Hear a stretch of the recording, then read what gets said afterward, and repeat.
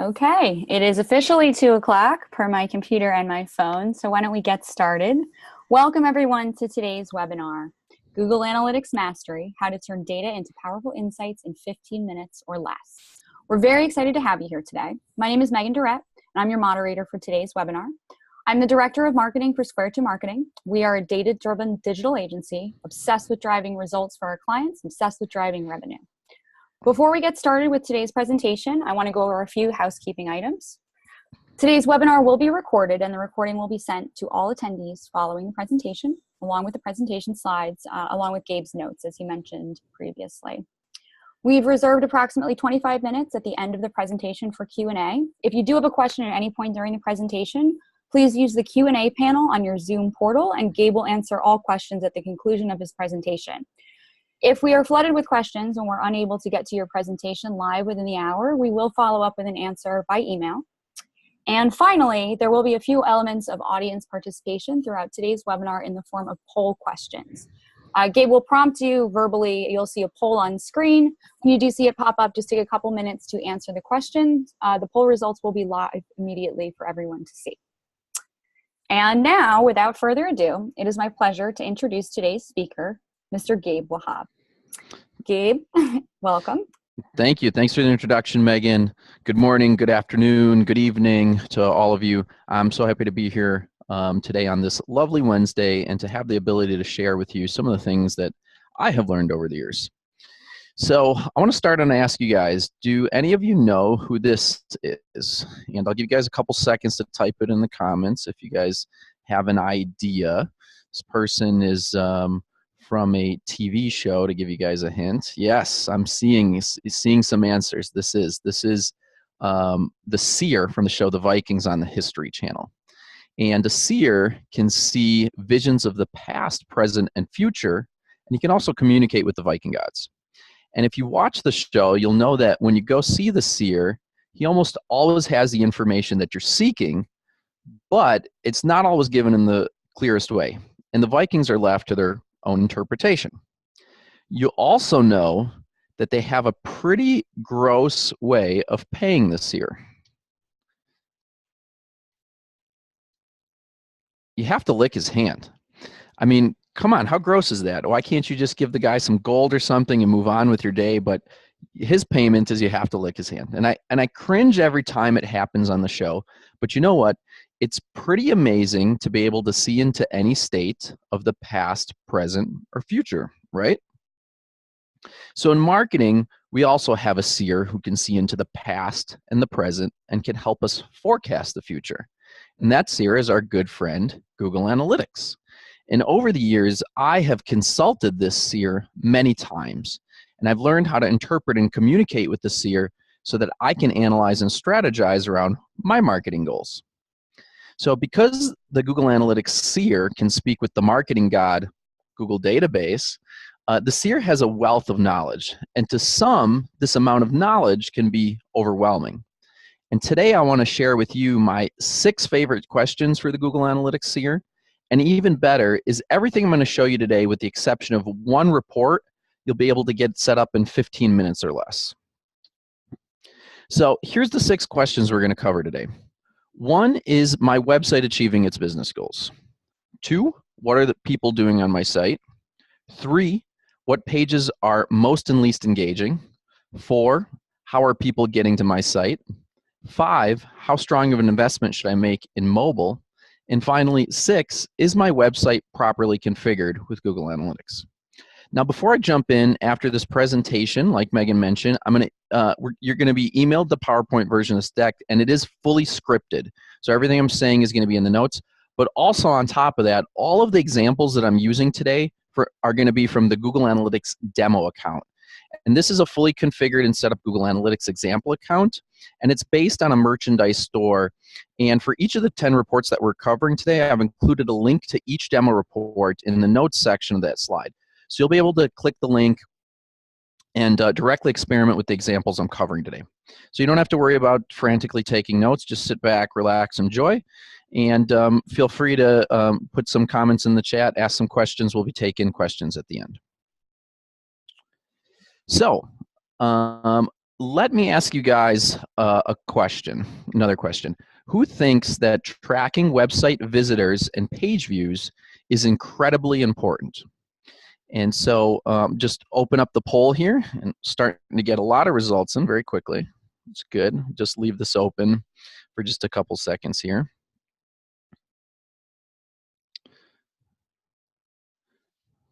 You guys, just another second here, but I will tell you the early results that it is very heavily weighted here. So I'm going to close this poll here.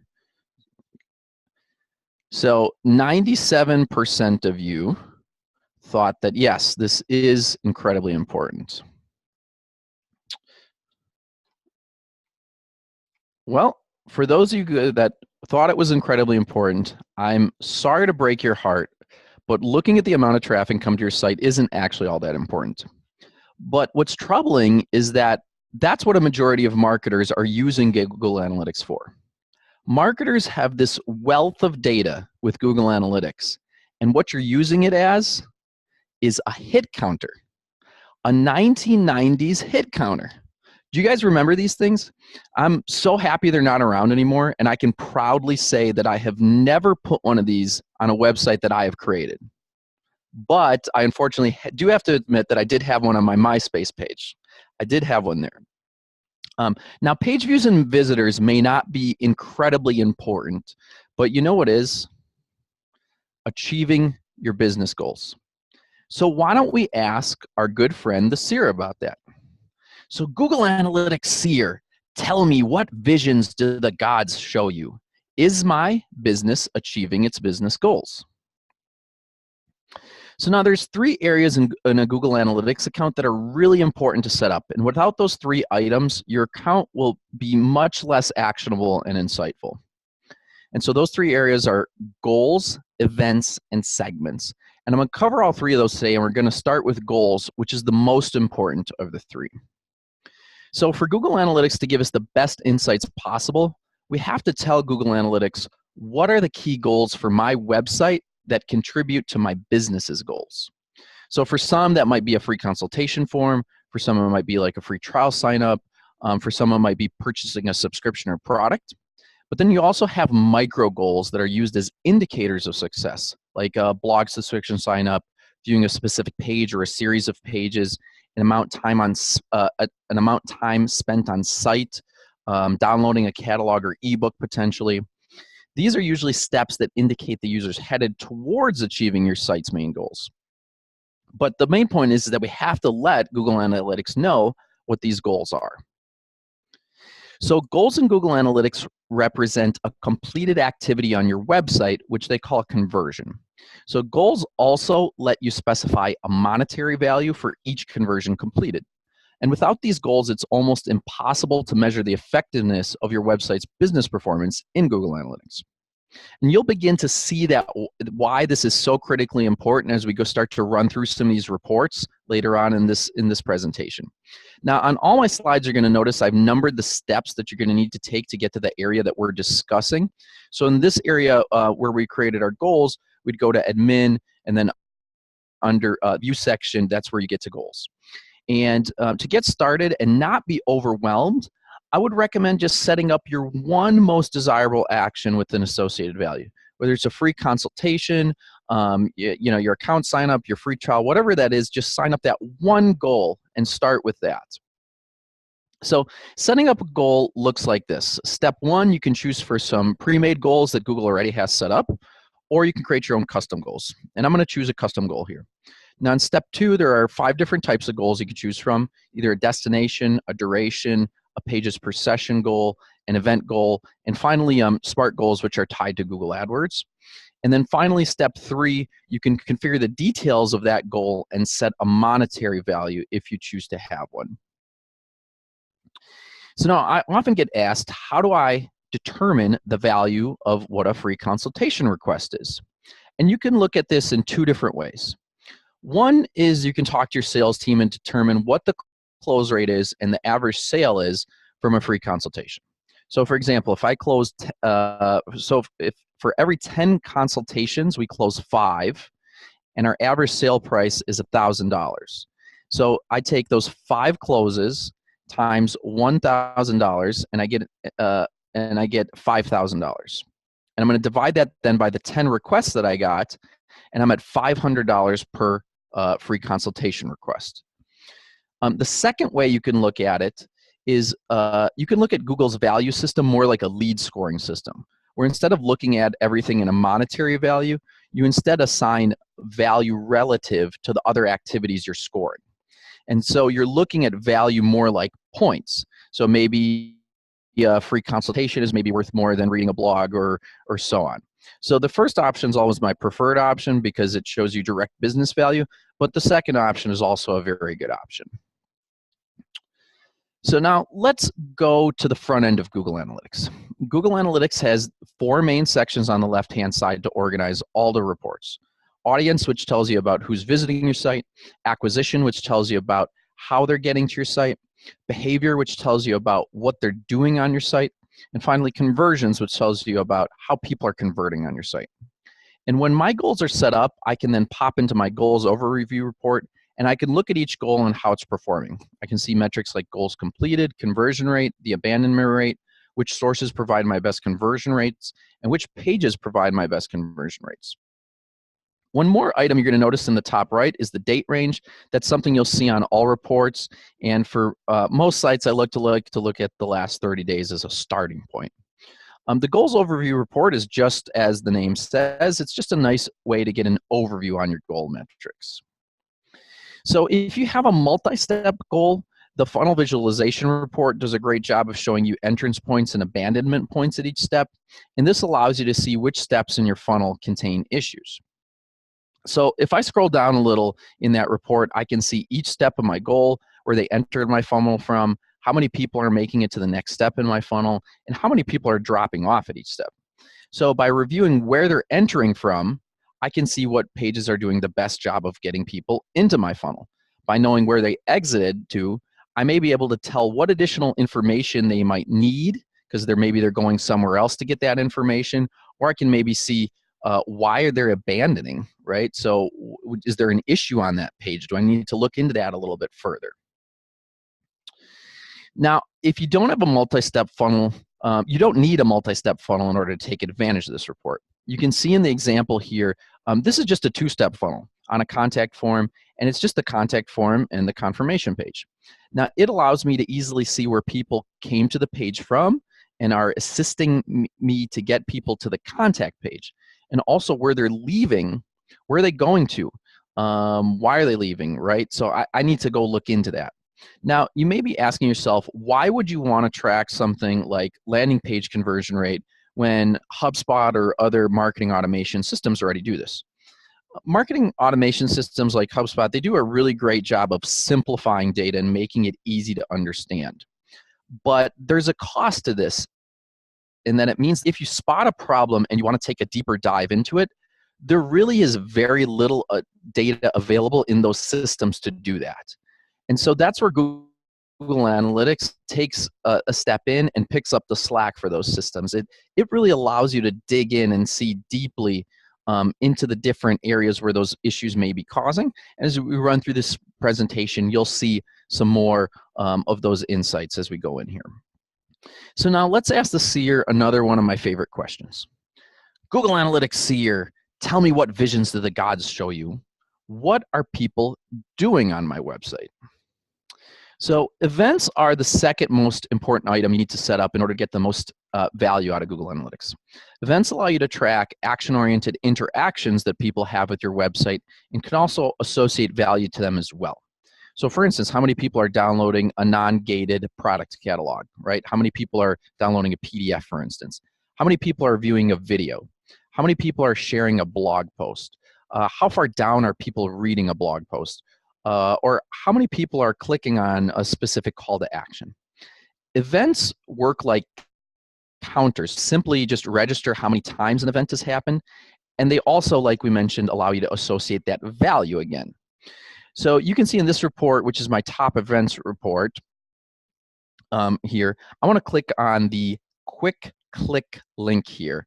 And that's a little bit of a tongue twister for me, so I got to say that slowly. But let's click that and get a little bit more info there. So so this is what I see when I click on my quick view click event here. And when an event triggers, you can give it a label. In this case, whenever the event triggered, it was labeled with the product that they were viewing. So let's use a non-gated product catalog PDF as an example. I can choose to label the event with the page the user was on when it triggered. Then I can see how many people are viewing the catalog and what pages they're downloading the catalog from.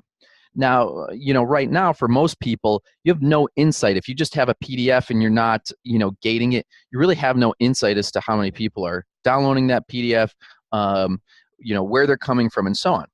And so marketing automation systems and HubSpot, for instance, their enterprise version has an events feature, and it'll let you add values to the events as well.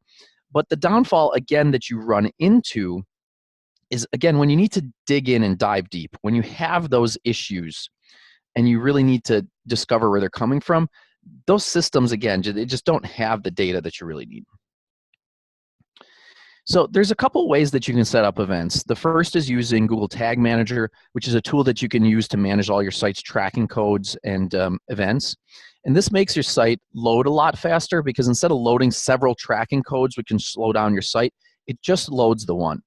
And I highly recommend using it if you're using several tracking codes on your site, which most people are nowadays. We all have so many different systems that we're using and so many different tracking codes that we're putting on. So this allows you to just put them all in one spot and use one tag, and it makes management much easier. So if you don't want to write any code, then Google Tag Manager is the best way to do it and the preferred way. Just be careful if you start to have too many events or too many interactions. That's sometimes you then have to do it manually. If you start to get too many, it can falter then. So this image is from Google Tag Manager, and you can see here it looks very much like the goals that we previously had set up. A pretty simple interface to use here. So the other way to set it up is with a code snippet. If you just have a few items that you want to set up and you don't feel like you want to set up Google Tag Manager just for a couple events that you want to track, that's when you can give this over to your developer, and they just have to add these little snippets of code in on the areas that you want to track those events. Like goals, the value of setting up events isn't necessarily in these overviews though. And once we get into the reports in the next section, you'll see why. One more important detail about goals and events is that tracking is not retroactive. That means once you set up a goal or event, it's not going to backtrack. It'll only track from the moment that you set it up forward. So next question for the Seer. Google Analytics Seer, tell me, what visions do the gods see? What are my most and least engaging pages? So this report is the content behavior report, and what I look for in this report is user experience and priority metrics. Bounce rate will tell me if they're landing on a page and then leaving without visiting another page. Exit will tell me how many people are leaving my site from that page. Average time on page will tell me if they're staying on a page and engaging with it. The amount of page views I'm receiving to a page can help me with prioritization. Pages that have poor performance and high page views, in most cases, those pages are the ones that should be prioritized. In this report, I can see my YouTube page has a poor bounce rate and a much higher exit rate, but it's also my second most popular page. So let me ask you guys, and I want you guys to answer this honestly. How many of you would look at this report and say, oh yeah, I see that YouTube page, yeah, I see what's going on with that. It's got a lot of views and a poor bounce rate, high exit rate, but we really need to make this a priority. I need to work on this today. So let me just start the poll here. How many people would say, look at this and say, look, yes, this is really important. This is a priority. I'll give you guys a couple seconds here.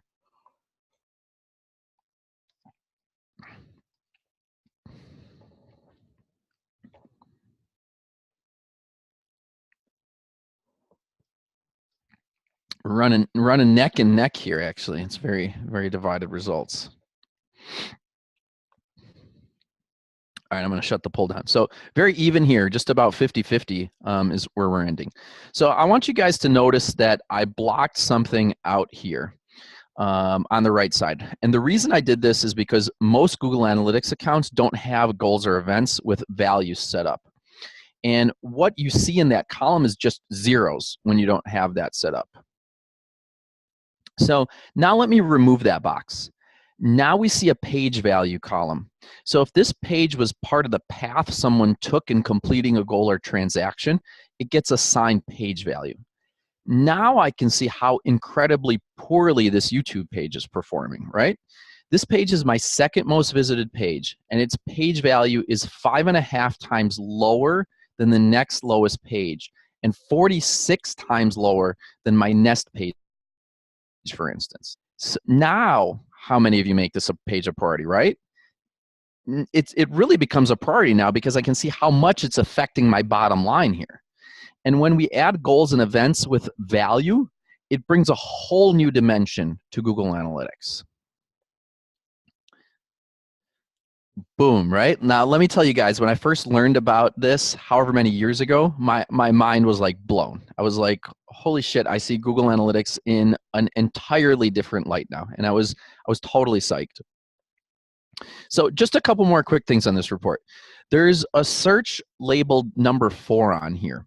And you can you can use that to easily find pages, easily quickly filter things out. There's a ton of pages in these reports, so that's really handy and useful. There's also some advanced options where you can include certain things and not include other things. So that's very useful in finding specific pages or groups of pages. And then number 5 in the top left, segments, allows you to take a slice of your site and just analyze that slice even more so. And segments are the third most important area that you really need to set up to make Google Analytics produce great insights. Oops, he's going too fast here. So I love segments because they give you the ability to show that specific slice of your analytics and compare them against other slices. One of my favorite ways to use segments is to separate top funnel traffic from middle and bottom of funnel traffic. So blogs, for instance, will have a very high bounce rate because people search, find, read, and leave. And this is really going to increase your bounce rate, and that can skew your overall metrics, especially if you have a lot of blog or resource traffic. So what I like to do is I like to create a segment for all blog traffic and a second for non-blog traffic. And you can see in this example, I changed my segment to my blog traffic plus 1 top funnel resource that gets a lot of traffic. I can see my top visited blogs and their UX metrics.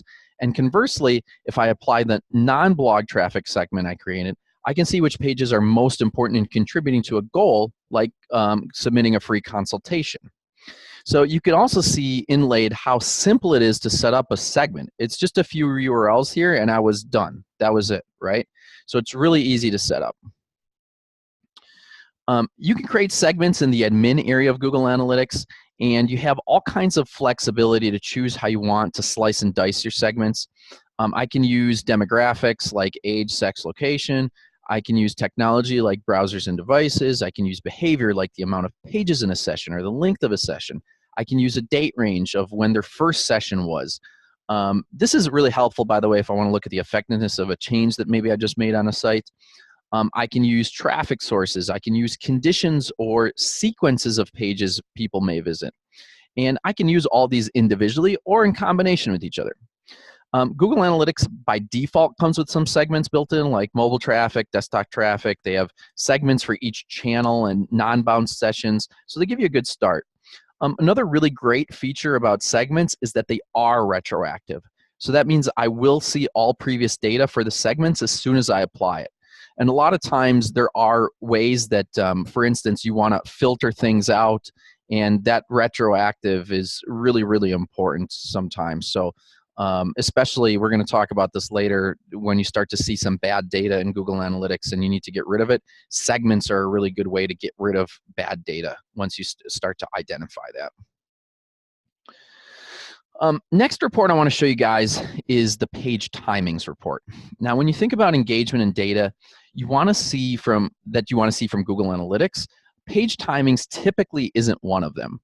And PageSpeed, though, is very important to a user's experience, and it plays a big part in search rankings and conversions nowadays. So this report will tell you your site's average page load time and how fast each of your pages takes to load as a percentage over or under the average. Now, something you'll notice here right away is my Nest page, which is performing well, loads really fast. It loads in about 2.5 seconds.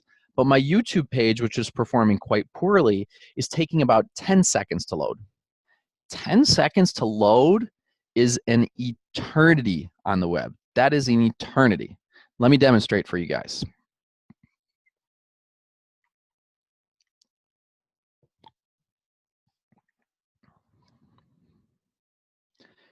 That feels like an eternity, right? That was a really long time. So no wonder that YouTube page has such a high bounce rate and exit rates. No wonder people aren't buying anything in that section. But most people would have never thought to even look there. If you want people to engage with your site, make sure your pages are loading fast. So to help you solve speed issues, you can look at the Site Speed Suggestions report, which is in here, and it'll tell you page by page some suggestions to speed up your site.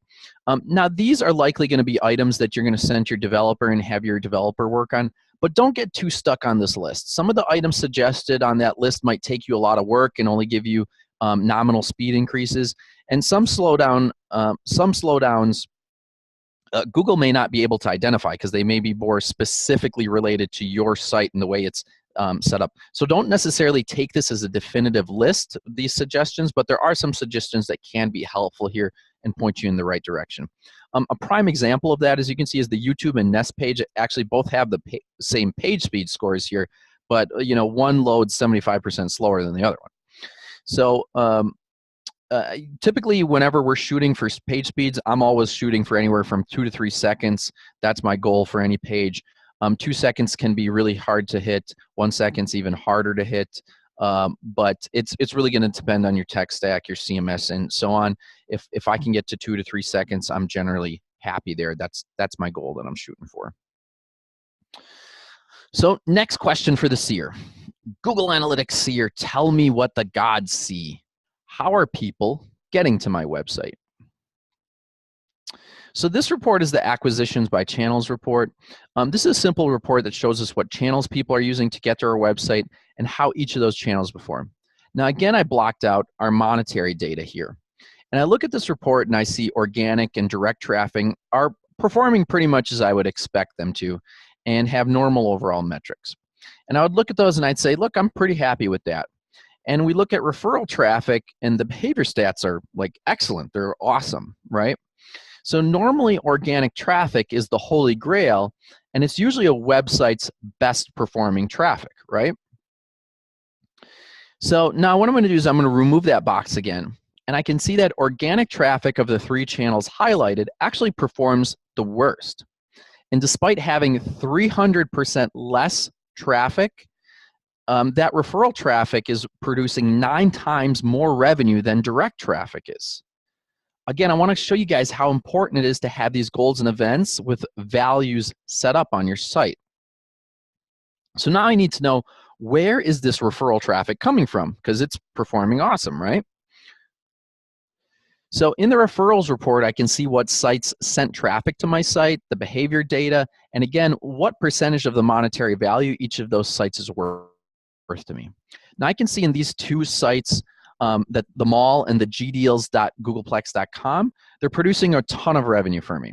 So I visited these sites and I actually found out that they're actually part of Google's employee portals. And so those purchases seem to be coming from employees, right? So it explains a lot there. I can also see that all these referrals, all referrals coming from the #1 source of referrals, YouTube, are doing quite poorly. Likely because those referrals are going to YouTube merchandise page or something, and maybe that one is open to the public. And so it has something to do with that. So you can see as we're going through the steps here, we're starting to unravel the puzzle of why we might be seeing some of this data. So now that I know this, I can create a segment, for instance, for employees and for the public. And I can see the separate data and analyze them individually and see what the patterns are, right? How is the employee data comparing to the public data, right? Was one skewing the other? Is one performing well and not the other? Are they both, right? So once I identified that as a segment, now I can break that down and very simply split those 2 audiences. So now let's say I want to see how well I'm driving social media traffic to my site and which are my top networks doing that. I'm going to go to the network referrals report. It's going to show me what specific social networks are driving traffic and some of the behavior metrics around that there. It's a very simple report here. And if you want to see the conversion data from each social network, I can use the social conversions report. This report includes the data for both assisted conversions and last click conversions. And you can see from this example that for this site, social really isn't providing much in the way of value of conversions on this site. So my next question for the Seer. Google Analytics Seer, tell me what visions did the gods see? How strong of an investment should I make in mobile? So you hear about mobile and the mobile experience of your website a lot, but a lot of marketers wonder, what's the right amount of resources that I should under mobile? And the mobile overview report will tell me how many visitors I receive per device category and show me user experience metrics and conversion metrics around that as well. So if you're a B2C company, you'll likely have a much higher mobile and tablet percentages, usually somewhere in the 30 to 50% range. If you're a B2B company, you're typically going to see somewhere in the 15 to 25% range. Now, while optimizing pages on desktop is commonplace, optimizing your mobile experience isn't necessarily commonplace. And I'm not talking about just having a responsive site or having accelerated mobile pages. I'm talking about really sitting down and deeply optimizing that mobile experience. So in the example you can see here, I can see that 39% of traffic is mobile or tablet, but it attributes to just over 1% of the site's revenue. So that's a really interesting stat, but you guys are probably wondering, well, how many people start on mobile and then purchase on desktop? Well, I have an answer for you for that. So that's where we go to the assisted conversions report. What this is showing me is how many people used a desktop, tablet, or mobile device as part of their buying journey, but it was not the final conversion. And then right next to it, I can also see how many people did use that device as their final conversion. So you can see in both cases, mobile and tablet have very low conversion rates. For me, seeing such a low conversion rates on mobile, yet such high traffic, that tells me there's something wrong here. I really need to look into this more and figure out what's going on here. So in this instance, I would invest in that. I would see, what's going on here, and do we need to really optimize this mobile experience based on what I'm seeing here, and with these low conversion rates, there's either a big issue that's going on or there's something I need to improve there. I can also click the MCF channel groupings option, and I'll see that same data, but for channels instead of devices. So because we know that someone who starts in referral or a social channel may not convert at that point and come back through a different channel, I can see that data in the MCF channel groupings tab on that report, and it's going to exact that scenario exactly. And that is a duplicate slide, actually. All right, so this is just a very quick glimpse of what that report looks like, and it's the same data, but it's attributed to the channels instead. So this is just what that looks like visually here. Let me go to my final question here for the Seer. Google Analytics Seer, tell me, is my website properly configured for Google Analytics? Now, this may seem like an odd question to ask, but there are a lot of you out there with misconfigured Google Analytics accounts, and you don't even know it. I go through about 100 to 150 portals each year, and roughly 20% of those that I see are misconfigured. Many times on the surface, they look fine, but once you start digging through the data, you start to see numbers that just aren't possible. So the first thing you can do, which is really easy, is to use the Google's Tag Assistant Chrome extension. So a really simple tool you can add to Chrome. And what it does is it checks the tracking code on your site for all Google products and lets you know if it spots any issues. Now, if you use Google Tag Manager, this tool can also help you identify where to place your tags and if they're working properly. So it's a really good tool. But that won't catch everything, though. You can have the right tracking code installed, but still have issues with bad data. And this usually stems from the way that the site is coded underneath the hood. This is the all content report again, and I blurred out the links in this example to keep this client anonymous. But what you're typically going to notice most often is an incredibly low bounce rate, low exit rate, or both. So it is possible to have such low bounce rates and exit rates for a website, We'd all really, really love that, right? But it's extremely rare, especially for so many pages here. So this is telling me that there's something going on incorrectly with the tracking code. Something's not right here. So the most common issues that I see are, one, duplicated tracking code. This usually happens if somebody installed the tracking code in a template, for instance. Maybe they installed it twice on accident, or maybe it's installed once in the template and another time in like the back end of the site in like a WordPress plugin or something like that.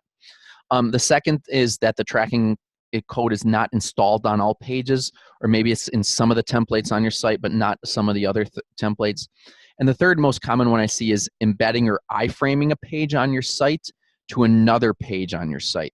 And so you can kind of think about this like under the code that it's picture-in-picture, so to speak. And so if you embed or iframe to a different domain, a different site, no problem, that's fine.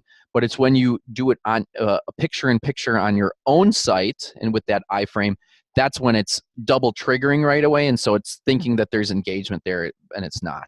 And that was actually that picture-in-picture issue. That was actually what I showed in the previous example. That was their problem.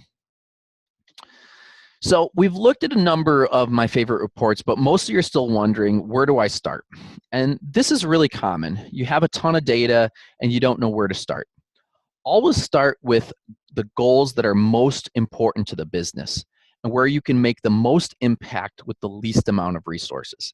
If my ultimate goal on my website is to get people that they say they want a free consultation, focus everything around that goal. Is the goal being tracked? How well is it doing? What's going on that page and the pages leading up to that page? Where are people coming from that convert on that page? Where are people coming from that don't convert on that page? What are they looking at before they got to that page? How well is my engagement on that page? How does one segment compare to another on that page? How does mobile compare to desktop, and so on? Notice that we just went over a lot of what we just saw there, right? We pretty much went over all that. Find out what's most important to the business, start there, and work backwards. Now, for some of you, the organization's goals may not be your most important goal. Maybe you're a copywriter and your goal is for your content to be read and then maybe converted into a related offer, right? So everything still applies, right? Create an event that triggers when a user makes it to the bottom of the page so you know they're reading, right? Create a goal for the offer conversion and a goal for the amount of time that they're spending on the page. Start there, start tracking it and work backwards. So I want to get you guys started and set up on Google Analytics today and to make it as easy as possible for you to get the ball rolling. So here's what I want you guys to do. Before even opening your Google Analytics account, make sure you understand your website's why. What is its number one goal of your website? That's number one. Number two, create a list of questions or information that you want Google Analytics to tell you, okay? Number three, use Tag Assistant, check out to make sure there's no tracking code issues. Start to poke around your all content report, see if you just start seeing any oddities in the data there, right? See if there's any issues maybe that you need to identify. And then four, create some goals. Even if it's just that one goal, and then attribute a value to it. And I'm going to make it even easier for you guys. When you guys download this deck, you'll be able to click that link where it says here, and it's going to actually import a contact form goal for you, where all you have to do is actually enter your confirmation page URL, and you'll have that one goal set up for you. So even if it's just that one goal and you add value to it, it's going to make a world of difference for you. And then finally, five, start digging in and triaging reports. I always like to start in the all content overview report. You can see a lot of different information and things there, start to see trends. And so I always like to start there and work backwards. That's assuming you don't have goals yet, because those goals are retroactive. So you're not going to have necessarily goals if you don't have them yet, or events to start tracking from. So if you have those, start looking at your goals and events already, go from there. But wait, that's not all. Channeling my best Billy Mays impression there. So the next 5 slides are some really, really awesome Google Analytics tips and resources that I've come across over the years. They're all linked on the notes on the slides here, so you guys can easily access them. The first one is the Google Analytics Academy. They have a beginner, advanced, e-commerce, and tag manager certifications. They're really, really well done. They're going to take you about 3 to 4 hours each to get through and to take the certifications, and they're broken down into short 5-minute videos, hands-on exercises. In the demo portal that I've been doing the examples in is the same portal that they use for that, and they have some small certification quizzes. If you're an agency, the beginner and advanced certification will also prepare you for the Google Analytics IQ certification really well, which is, if you're an agency, that's the one that you want to take. These are really, really well done. They're highly informative. They did a really good job with these. So if you're new to analytics, these are some really good resources for you. The second resource is a really great blog created by Conversion Excel. If you're starting an account from scratch, it takes you through step by step on everything you should be doing to properly set up the account. And even if you're not setting up your account by scratch, I would go through and look at this and just do an audit of your account and make sure that you've done the things that they're suggesting in this account. It's a very comprehensive 101 on getting your initial account set up and making sure that everything's done right in there. So super, super good article. The third resource is the ultimate guide to getting rid of Google Analytics spam. So there's a lot of spam bots that go around the internet spamming sites, and what that does is it creates inaccuracies in your data. This guide walks you through step by step how to configure your account to get rid of those spam bots, so to make sure that you're only seeing real traffic on here. Really great resource here as well. And next, if you guys recall, when we were looking at goals, events, and segments, they all had this little option in the top that said import. You maybe didn't see it because I didn't point it out, and it's just a button on there, but there is a button on those reports that allows you to import. And so this is the Google Analytics Solutions Gallery, and they have all kinds of custom reports, dashboards, segments, and goals that you can import. Lots of like really advanced stuff in here. So deep stuff, some very smart people putting these to beginner. I wouldn't start here though. Get your basics, learn your basics first, and then as you start to get to be a power user, then start to dig into some of these more advanced custom reports and so on that they've put in here. And finally, Google Analytics is just one resource, right? There's tons of data out there. HubSpot, SEMrush, social data, CRM data, the list goes on and on, right? We all use so many tools and they all provide different data. So wouldn't it be great if we could combine that data into one tool, run calculations across that data, run alerts across the data, right? So that's what DataBox does. I really love this tool. It's a really simple to use for marketers. And tools like this have been around a really long time, and there's a lot of them out there. The reason I like DataBox is two things. One, they have a really deep Google Analytics integration. So that's actually how the tool started out. It started out as actually an enterprise tool for Google Analytics. The second reason is they also have a really deep HubSpot integration. So for any of you HubSpot users out there, they have a really deep HubSpot integration, and it's there's none of the other dashboard tools compared to how deep those integrations are. So finally, I'm just about to go into questions here, and I know a lot of you guys are drowning in data, and that's probably part of the reason that you're here. We've done this analytics work and much more complex analytics work for our clients. If you guys are interested in seeing where you stand and having someone pinpoint some areas for improvement to go over, you guys can go to this link and schedule a review with a specialist at Square 2 Marketing. This meeting is going to cover revenue metrics. We're going to talk about marketing qualified leads, site-wide conversion rate, total website visitors, conversion rate on proposals submitted, average revenue for new customers, different metrics like that. So we'll compare your numbers against different industry benchmarks and provide recommendations on how you guys can start implementing right away. Other than that, I'm going to open it up to questions. I see that there are some questions already in here, so let me start digging through these. So let me start looking at it. So first one is from David. For those videos, what type of value to assign to somebody that's watching a video? Okay, great question.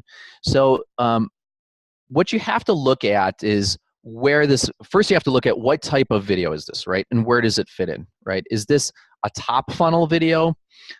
Is this a middle of funnel video? Are you in the sales process with this video and it's at a completely different stage? So first you have to assess where this is in the process.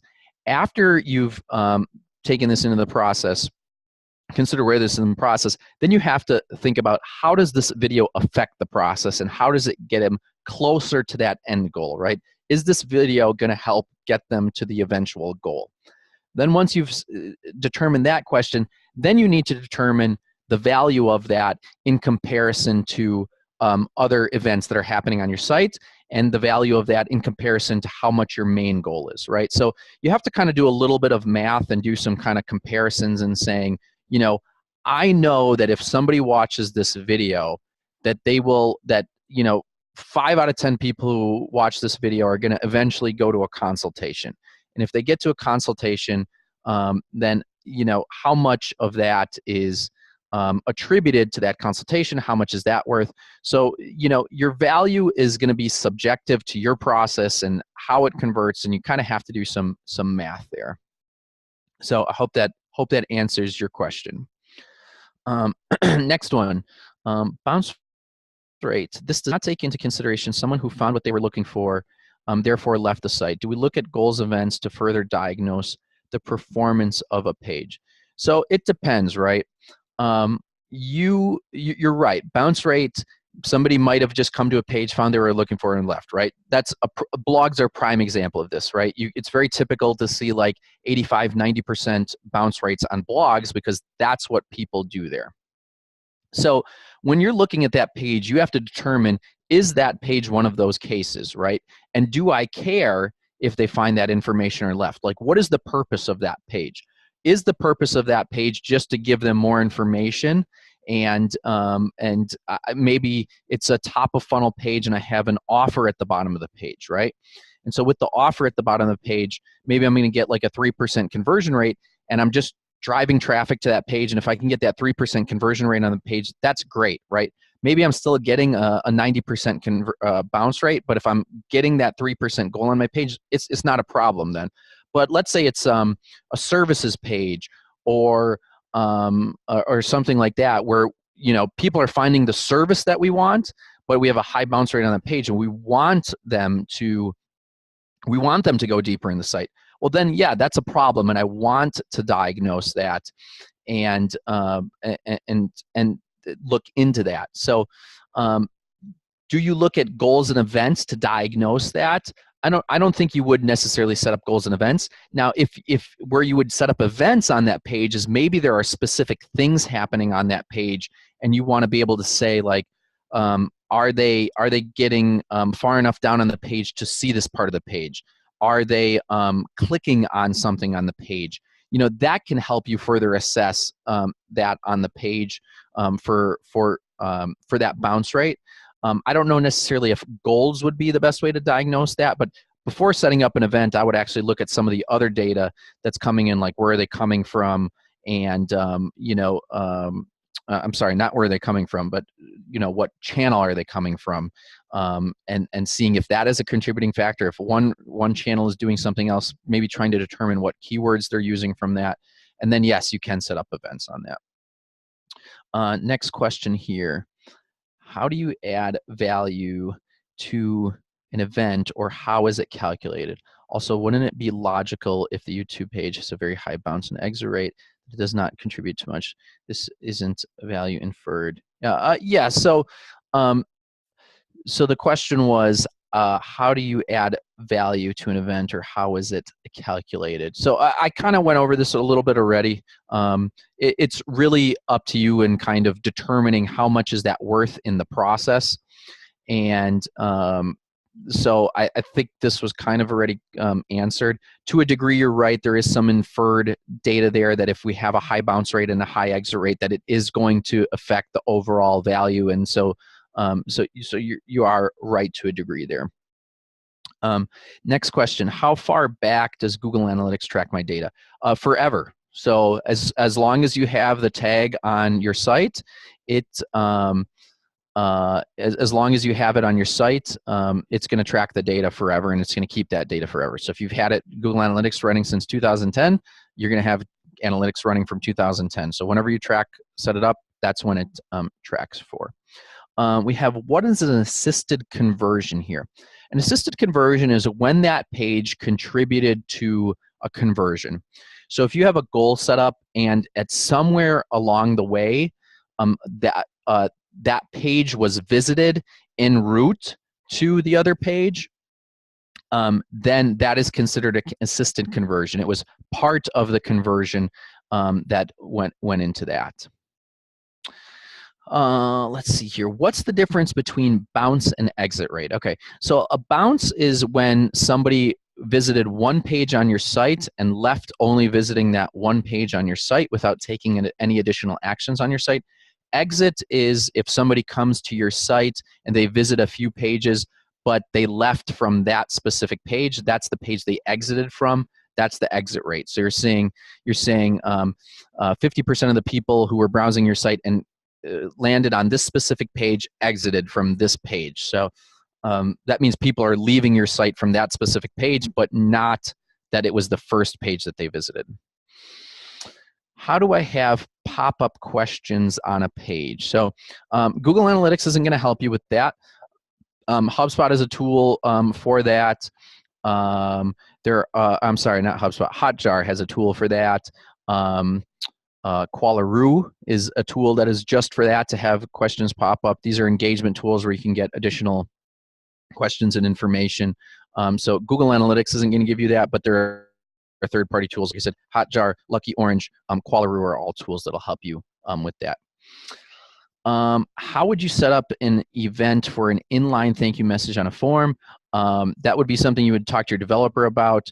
They would, I'm guessing you guys are all marketers, so I don't want to get into the complex here, but you just have to add the code to the right spot so that whenever the inline message popped up, it would trigger and be hit in that specific part of it. Are the custom reports free? Yes. Anything you do with Google Analytics is free unless you go up to their enterprise version, which is extremely expensive. And unless you're a very large enterprise, most people do not need their enterprise version. How would you goals to drive sales? What that typically break down to and look like? Trying to understand this question here. Can you read the question out loud? Yeah, how would you go about setting a goal when a goal is to drive sales?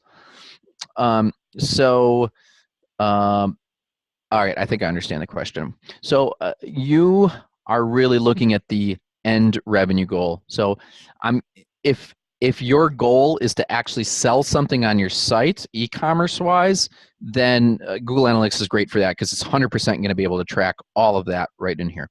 If it's not revenue wise and you're going back into your CRM and you're making a sale after the process, then you're looking at what's coming before that, right? Is what's coming before that, that free consultation form. With that free consultation form, that's what's going to put them into the sales process, right? So that's where I would probably set my goal, because that's where, if that's the point at which your website ends, then that's the point where Google's going to take you up to that point and end. So you'd be setting your goal around where the process ends on your website to then hand it over to sales. Let's see here. My clients are physicians, so the largest metric is converting visitors to patients. What are your top recommendations for site tools and traffic generators? Social media, PPC, digital advertising, patient review sites like health grades, and in what sequential order for site tools and traffic generators? So if your clients, if the largest metric is really converting visitors to patients, it's really the same, just like the question we previously had, right? So what is going to indicate that somebody is coming in to the site, right? You likely, if you have a way of tracking that online, like are they making a conversion? Are they able to book an appointment online? How can we track that? So we have to see that, right? So that might come later on in the process. We might have to get some reporting back into that. That's maybe where a tool like Databox comes in and can take your CRM data and combine it with your Google Analytics data and say, like, look, here's my conversions that I had, and here are people that actually came into the office, and combining those two systems together to tell you that, and so on. So you're really looking at where does it end on the website, and then what is the next step after that.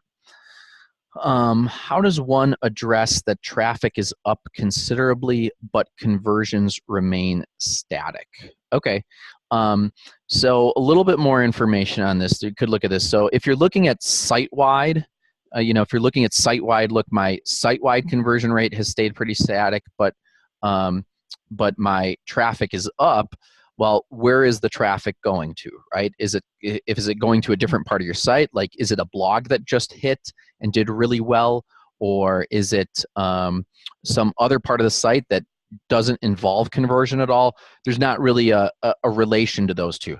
But if you're looking at, okay, I have this landing page and it's getting a lot of traffic, but my conversion rate has stayed pretty static, one of the things that's telling me is that maybe you're getting the wrong audience to that page, right? So maybe you had a correct audience at that page, but somehow a new traffic source is driving traffic to it, and now you potentially have the wrong audience going to it.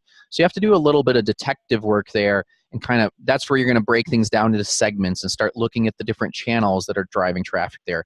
Start looking at the different data that you have available to you, and start segmenting and piecing that out, and that's where you're going to see and determine that.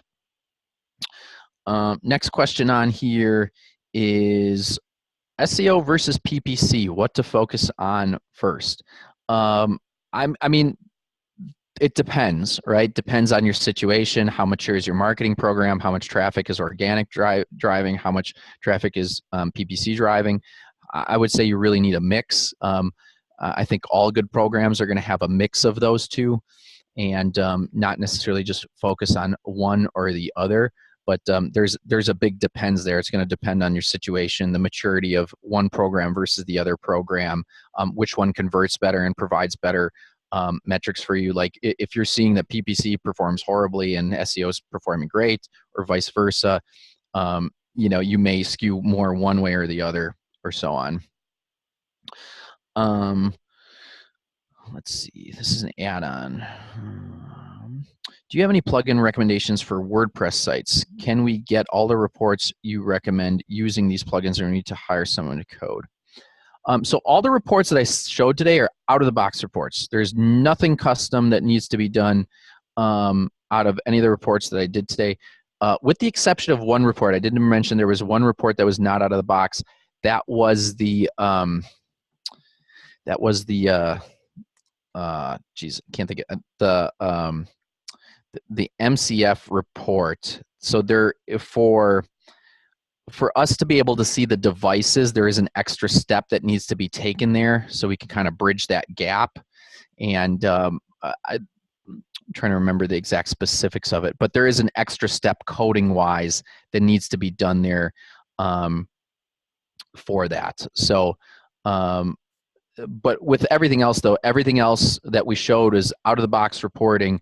WordPress-wise, I generally don't recommend using WordPress plugins to either add Google Analytics to your site, unless you really have to. Like, I don't have access to a coder, and I just want to be able to I don't really know how to insert this code, and I just want to do it. Okay, you use a plugin. If you can just do it by raw code, I always recommend just to put it in by raw code and do it that way. It's you don't want another plugin on your site that can be another security concern, another thing that you have to have updated, and so on. Do you have any recommendations on where I can find benchmark data for B2B websites? Looking to compare. So excellent question, Sarah. Google Analytics actually has a benchmark section inside of it. So you have to opt in and make your data part of the problem, part of the data. So you say, yes, you can use my data as part of the benchmark, but then allows you to see, you can choose both your industry and your sub-industry. So for instance, I can go in there and I can see how we compare to other agencies, and not only how we compare to other agencies, but I can also do it based on size of agency as well. Or I'm sorry, not size, but traffic. So I can see, based on other agencies that are getting similar traffic levels to me, I can see how we compare to other agencies. So anybody can go in there and do those benchmarks, and there's a specific section for it for that benchmark data, and you can see exactly how does my bounce rate compare, how do my device channels compare, how do my channels compare, how does my overall traffic. So there's a ton of really good data there. That's kind of one of those hidden things that a lot of people don't know about actually is that report. Justin Phillips asked, do you ever utilize the real-time reports for everything? Honestly, no, I do not. I think the only time that real-time reports can be useful is if you have significant amounts of traffic to your site, and where there are hundreds or thousands of people on your site at any given moment. Then yes, you can start to look at trend data and see where people are and so forth. But generally speaking, for most people, real-time data is not very useful. What's the best way to track a form submission as a goal if you don't use a thank you page? So there's some sort of action likely happening, whether it's an inline pop-up or there's some sort of action that says thank you. So it's just a coding exercise that really says, after they hit the form submit, it's going to trigger the event, and then you'll know that it happened. So not a big deal. You just set it up as an event, and then you set up the goal based on the event. So you can set up events as part of goals. So you set up the event, and then you set up the goal as to use the event as part of it. Can you download a report as a PDF? Yes, you can export to CSVs, PDFs, a few different formats. Virtually, I think pretty much any page within Google Analytics you can. So Qualaroo, Hotjar, and what was the other reference offered? Lucky Orange. So Lucky Orange is actually the one that we use here at Square 2 Marketing. We've also used Hotjar before and Qualaroo, but Lucky Orange is the one that we currently use, and the reason we use it is it has really nice integration into HubSpot and does a lot of really other cool stuff besides the pop-ups. With regards to sales closed, or really need to, okay, so will Google Analytics help you pull exact reports with regards to sales closed, or will we need to use other paid tools to pull? So you can actually push data into Google Analytics for that. So it's a little bit more complex to push that data in some cases, but yes, you can have it all within Google Analytics. There are some integrations that put it in there as well, depending on the platform that you're using. But sometimes, yeah, you will need to use a different system. So it depends. It is possible to do it. Our website is set up with subdomains for our blog and resource pages. What's the best way to have GA configured so it can see detailed data on those subdomains? Do we need to separate UA codes for those? So it really depends on what you want. You can use one code across all domains and subdomains. Google does do that.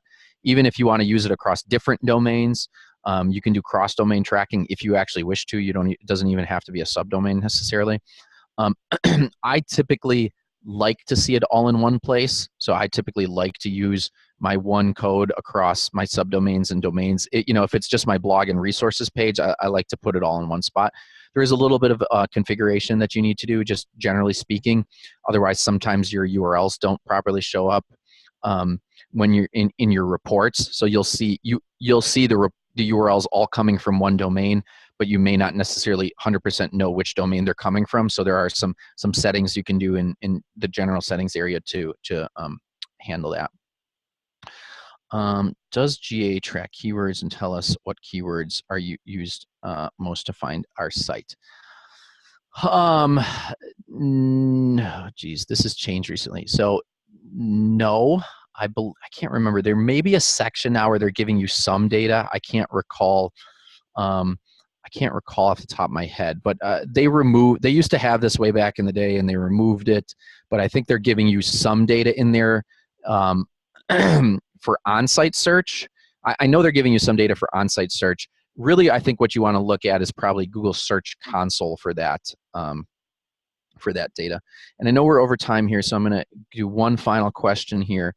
What is the main difference you see between Google Analytics of B2C versus B2B businesses? I mean, obviously there's more mobile traffic. So for B2C, the two main differences that I typically see are you have more referral traffic, usually from social networks on B2C, and you generally have much higher mobile rates. Those are probably the two most common ones that I see. And Yeah, those are two most items. But honestly, we primarily work with B2B. I primarily work with B2B. So I'm usually primarily looking at B2B accounts. I do look at B2C accounts occasionally. So we do have some B2C clients, but I'm primarily, and that's my strength, is in B2B. So, but those are the two most common ones that come to my mind. Other than that, thanks everybody. A lot of you guys hung out for all the questions and so on. So thanks for sticking around. If you still have questions, feel free to tweet at me, email me. My email is just my first initial last name, G, and then WAHHAB.com at Square 2 Marketing. I'm sorry, G Wahhab at Square2Marketing.com. If you guys have additional questions, feel free to reach out and ask any questions, and we'll be looking at the questions as well and answering any that weren't answered. And have a great rest of the week, everybody. Thanks, Gabe. The recording will go out under Gabe's email address. You guys can just respond directly to that. He'll receive your questions from there. We'll also, as he said, go through the rest of the questions we didn't get to. Thank you guys so much. Thank you, Gabe. Great job. Thanks, guys. Thanks, guys. Bye-bye.